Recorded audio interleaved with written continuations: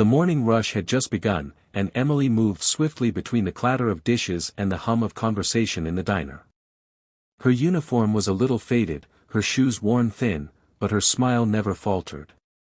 She balanced 3 mugs of coffee in one hand, a tray of pancakes in the other, weaving between tables like she'd been doing it all her life.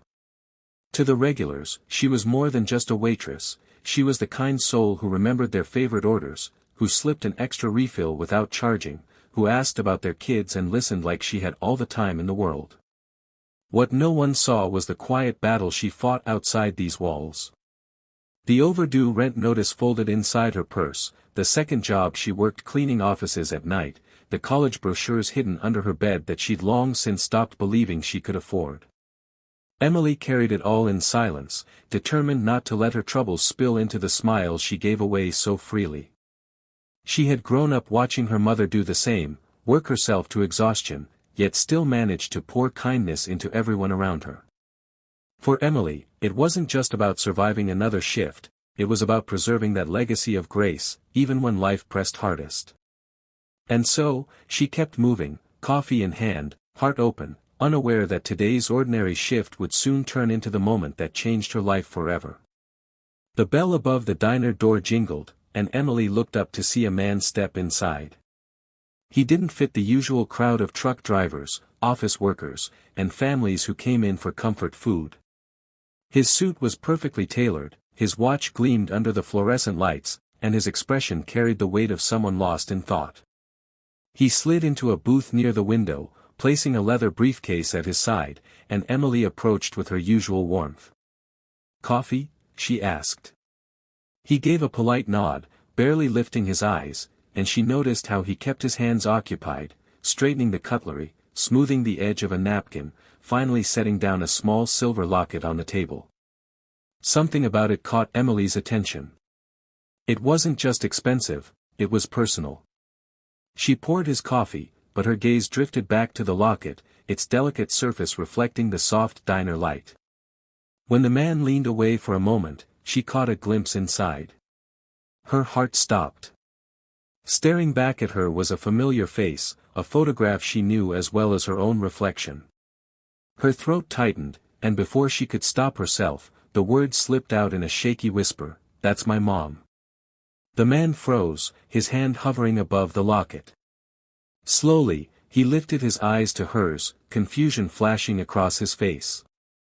Emily's pulse raced. In that instant, she realized this wasn't just another customer. This was the beginning of something she couldn't yet comprehend. Daniel's eyes locked on Emily, his sharp composure suddenly unraveling.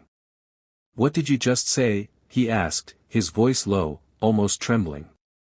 Emily swallowed hard, afraid she'd overstepped, but the truth pressed against her chest. She pointed to the open locket. "That picture, that's my mom. She passed away when I was 17. I don't understand why you have it." For a moment, silence filled the booth, broken only by the hiss of the coffee machine across the diner. Daniel reached for the locket, his fingers trembling as though it might shatter. "Her name was Margaret, wasn't it?" he whispered. Emily's breath caught. "Yes. Margaret Hayes. She was everything to me. She raised me alone. Worked 3 jobs to keep us afloat. But, she never talked about her past. Not once." Daniel's face paled, his voice cracking under years of buried pain. "She was my mother too." Emily blinked, shaking her head, the words refusing to make sense. He went on, eyes glistening, "When I was a boy, I was taken from her. A custody battle, lies, money, my father made sure I never saw her again. I searched for her for years, but by the time I was old enough to choose, she was gone." Emily's knees weakened, and she sank into the booth across from him, stunned. In front of her wasn't just a wealthy stranger, this man was family. The realization hung heavy in the air, impossible yet undeniable, and with it came a storm of emotions neither of them were prepared for. Daniel's hand clenched around the locket as if it were the last fragile thread tying him to the mother he had lost. His carefully built image, the billionaire with power, control, and endless wealth, crumbled in the quiet corner of that diner. His shoulders shook, and for the first time in decades, he let himself break.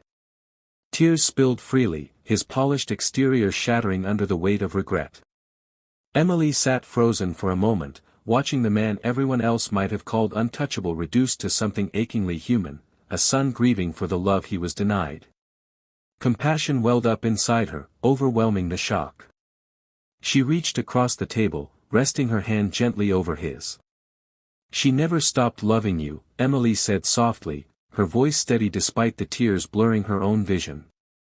"She may not have spoken about her past, but she always believed in love. She believed in people. And she taught me the same." Daniel lifted his eyes, red and wet, searching her face for something he wasn't sure he deserved: comfort, forgiveness, maybe even belonging. Emily gave him all three in a single, unshaken gaze. In that moment, the years of loneliness he had carried seemed to crack open, replaced with the fragile but undeniable truth: he wasn't alone anymore. In the middle of an ordinary diner, amid clinking dishes and the chatter of strangers, a billionaire and a waitress sat hand in hand, bound not by wealth or circumstance, but by the love of a mother who had never stopped being theirs. The diner quieted as the lunch rush faded, but at Daniel and Emily's booth, the world felt forever changed. He had wiped his tears, though his eyes still carried the rawness of someone who had been broken open and remade. Emily, still stunned, held on to the truth with both hands. She had come to work that morning a struggling waitress, and was leaving with something priceless: family. Daniel's voice steadied, though it was thick with emotion. "You've carried her kindness all this time," he said, almost in awe. "She gave you what I never had, the chance to know her love every day. And now, through you, I have her back." He paused, then added with quiet conviction, "I won't lose you too." Emily's lips trembled into a smile, tears spilling freely as relief and joy mingled in her chest. She had always prayed for a break, some miracle to ease the weight of her struggles. She never imagined it would arrive in the form of a brother. Daniel reached across the table once more, but this time with resolve. "From today on, you're not alone. Your debts, your dreams, your future, I'll stand with you. Not as someone swooping in to save you, but as your brother, as family." Emily pressed his hand, her voice a whisper filled with wonder: "Mom brought us back together." In that humble diner, hope blossomed where despair once lived. Two lost souls, reunited by love stronger than time, walked out no longer strangers, but siblings bound by grace, ready to face the world, together.